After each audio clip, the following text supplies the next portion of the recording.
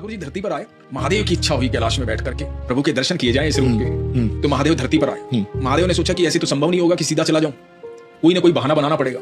महादेव ने देखा वहां गोपियां काफी घूम रही थी, गोपियों के अंदर बात फैलानी शुरू की, मैं बहुत बड़ा भविष्यद्वक्ता हूँ, ज्योतिषी हूँ, हमने सुना है कि यहाँ आनंद के घर लल्ला हुआ है, तो लल्ला का भविष्य बताऊंगा, जाकर बताओ उन्हें। तो गोपियां गई, यशोदा मैया को जाके बताया कि एक महाराज आए हैं, बड़े भविष्यद्वक्ता है, भविष्य बताएंगे बच्चे का, तो मैया आप दिखाओ उनको।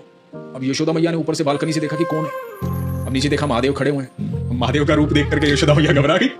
अब महादेव तो महादेव है जी, लंबी लंबी जटाओं वाले, गले में सर्प, हाथ में त्रिशूल। महादेव ने कहा क्या हुआ मैया, एक बार अल्लाह के दर्शन करवाओ, मिलवाओ लल्ला से।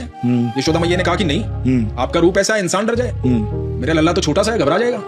भोले बाबा बोले कि मैं यहीं बैठ जाऊंगा, कभी तो बाहर लेकर आओगे अपने लल्ला को, जब लेके आओगी तब देख लूंगा। भोले बाबा जिद में बैठ गए। यशोदा मैया बोली कि मेरा लल्ला चाहे घर के अंदर बूढ़ा हो जाए, मैं बाहर नहीं लेके आऊंगा, तुझे नहीं दिखाऊंगा।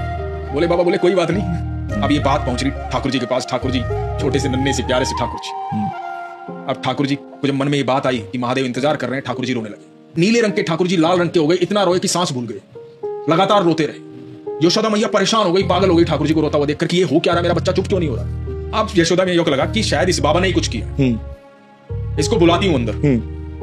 तो कहा कि आ जाओ, नजर उतार दोगे इसकी। भोले बाबा बोले मैया मैं ऐसी नजर उतार दूंगा कि जब तक तेरा लल्ला धरती पर रहेगा ना, इसको नजर नहीं लगेगी।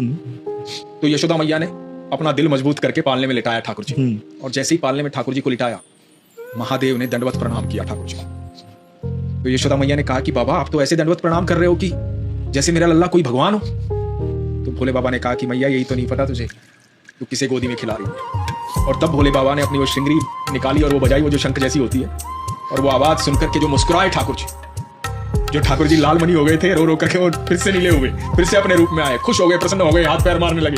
तब भोले बाबा ने गोदी में उठाया। ऐसा अद्भुत मिलन था ठाकुर जी का और भोले बाबा का।